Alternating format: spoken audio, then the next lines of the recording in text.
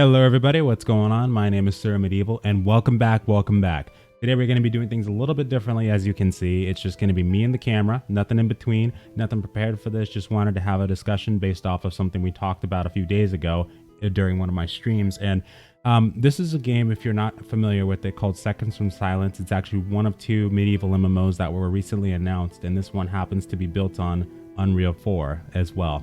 I wanted to talk about today because this game is actually going to be one that's very interesting. It actually is partnered with Nexus Mods. It's going to be doing things in terms of modding, and it actually had an interview recently that had a lot of information about the game itself. And if you're not familiar with Nexus Mods, it's basically a very fancy, very popular modding site. Very good mods for games like, as you can see, the Elder Scrolls series, Witcher, things like that. Dragon Age, I did a lot of mods on that, even Fallout, especially Fallout 2. And also it does a lot of modding in terms of like MMOs and things like that as well. One thing I never really realized and kind of thought about before now, and the reason that we're also having this discussion today, is because, for instance, if we go into this game, for instance, this is one of two that was announced, the other one being Reign of Guilds. This one had the announcement interview on this website, and they went into a little bit about how the game is going to work. So as a baseline, the game is going to be a moddable MMORPG being developed for PC and consoles. And they basically talk a little bit about, like right here, for instance, how we're going to embark on our travels and decide what we want to be and what we want to do. Now, gameplay wise, it does remind me a lot of those old school sandbox MMOs like Mortal Online and Worm Online, games like that, Darkfall, of course, Shadowbane, other ones like that, Ultima even. But the part that struck me as very interesting was the fact that they're planning on going really in depth with this modding system. Now, it is heavily inspired by The Witcher 3 and Skyrim, as you can see right here, and they mention it all throughout the post as well. But one thing that I think is really cool, like in terms of those games specifically, a lot of people know that in terms of Skyrim, the game is pretty good by itself, but most of the time when it comes to the replayability and things like that, a lot of it does come down to the modding system. The amount of mods that people have created over the years is absolutely insane for that game, and it really does easily make you able to come back to it in a heartbeat. And they don't even need to release Elder Scrolls 6 because, or didn't need to for the longest time because of those mods. And basically the game modders themselves were actually developing the game for them. And what happened there was it became like one of the most popular, if not the most popular, well, 100% the most popular on modding capabilities, and Fallout alongside it too. And what I wanted to talk about there was that all kinds of things were created for the modding system. You know, you had things like new animations, new encounters, new mobs, new building types, new graphics especially. And you can make that game look so incredible. Like I remember seeing a video of, I believe it was either 4K resolution or something very high of Skyrim that made it look completely different. And it was absolutely breathtaking. But what I've always wondered is why exactly a lot of MMORPGs don't take that route as well. Sorry, I have a sore throat today. But why don't MMORPGs take the route where you could actually like mod things like that?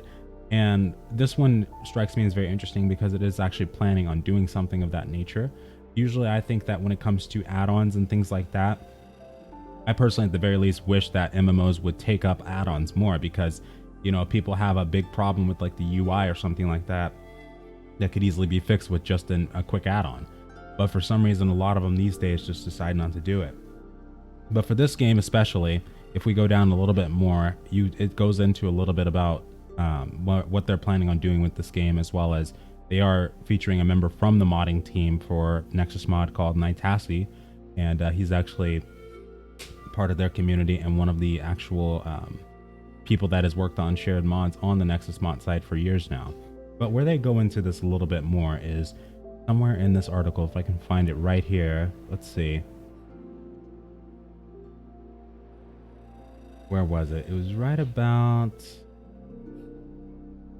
here we go. This is where they start to talking about what kind of mods they're planning on going into.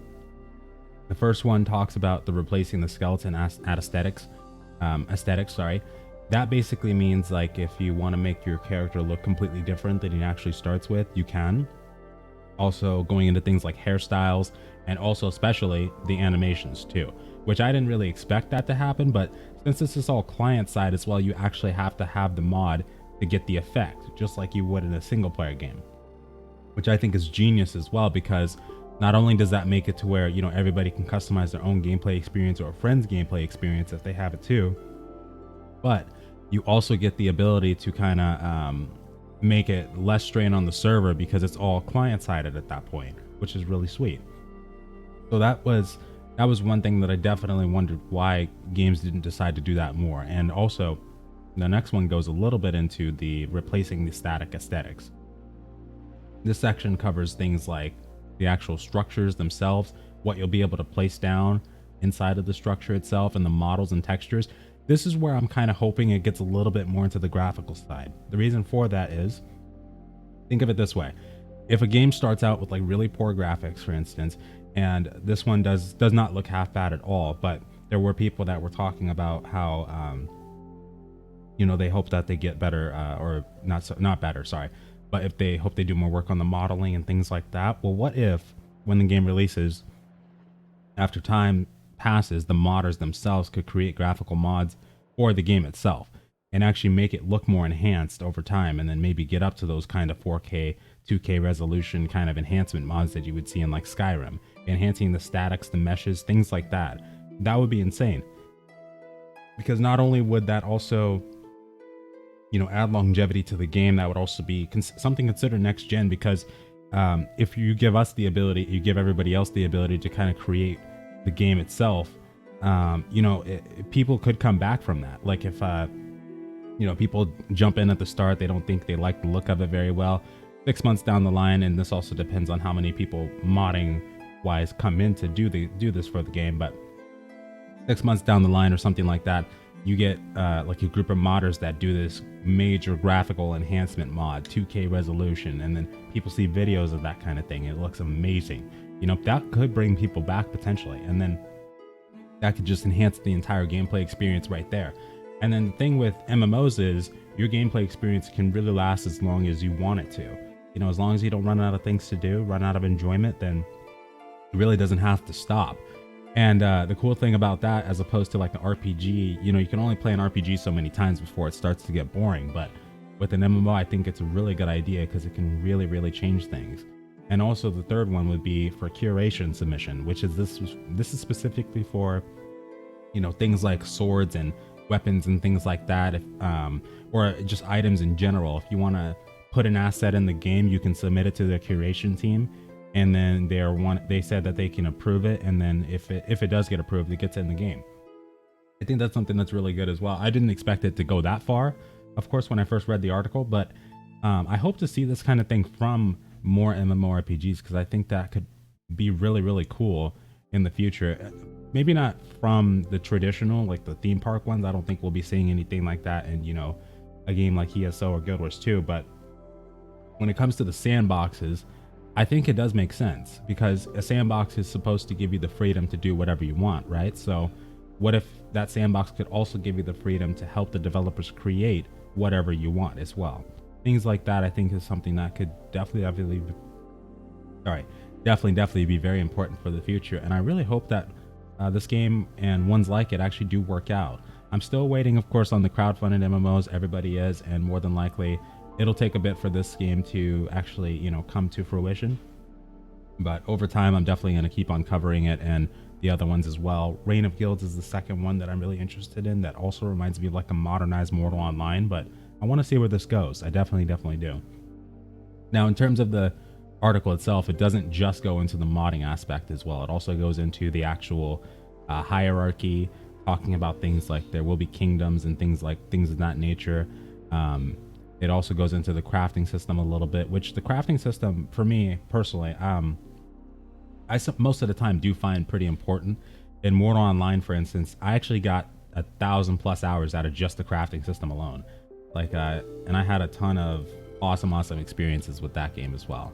Like Mortal Online, that was probably one of the first times that I really encountered a game. Even though it was mixed reviews, I got so many hours out of that. I loved it.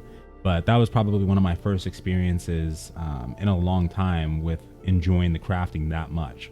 And the reason for that, and one of the reasons I'm also excited for Reign of Guilds, is because when you put that amount of depth inside the crafting, where you have like different item qualities, the ability to mix different materials to create something entirely different than the norm, it just becomes a whole other ball game. Like I had 4 different characters. I had like every profession basically. I was a blacksmith, armor smith, bow crafter, and a shield maker.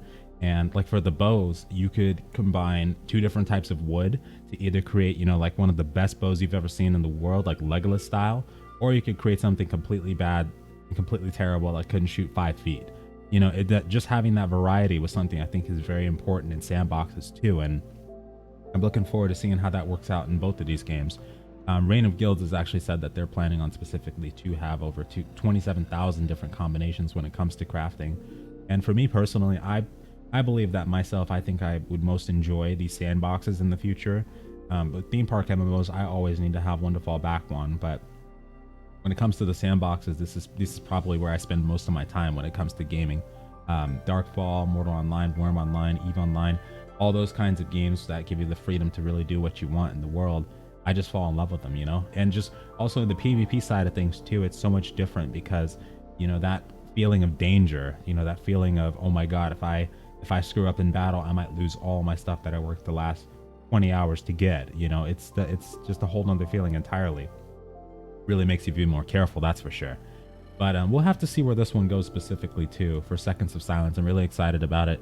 And it looks like as they go on, they talk more about the features themselves. It seems like they're really building it on a baseline, and there is an alpha test that will be going on, but it hasn't opened up just yet. You're able to sign up on the website as well, but they're also getting some pretty good activity on the forums right now as well too, which is pretty cool.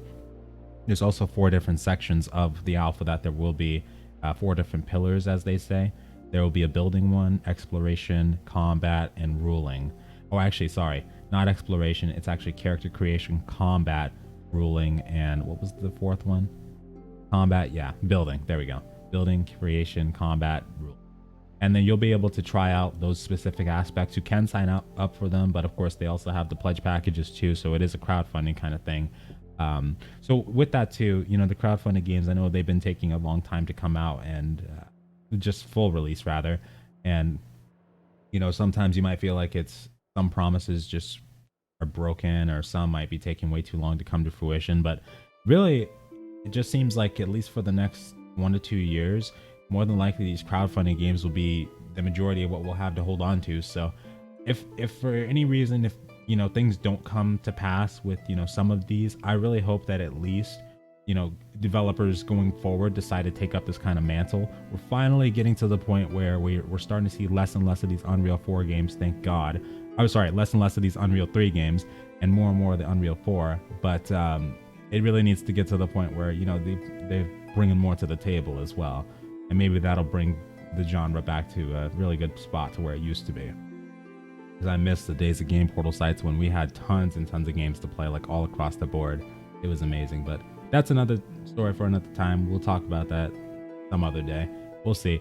But anyway, folks, just wanted to pop on the camera and talk about that a little bit. Thank you guys so much for watching, though. Hope you guys have a wonderful night or day. Surprised I didn't screw up more than I did with this sore throat especially, but sorry about that. It's one of my first times doing this since a long time ago. Long time ago. But anyway, folks, I'll see you later. Have a good one.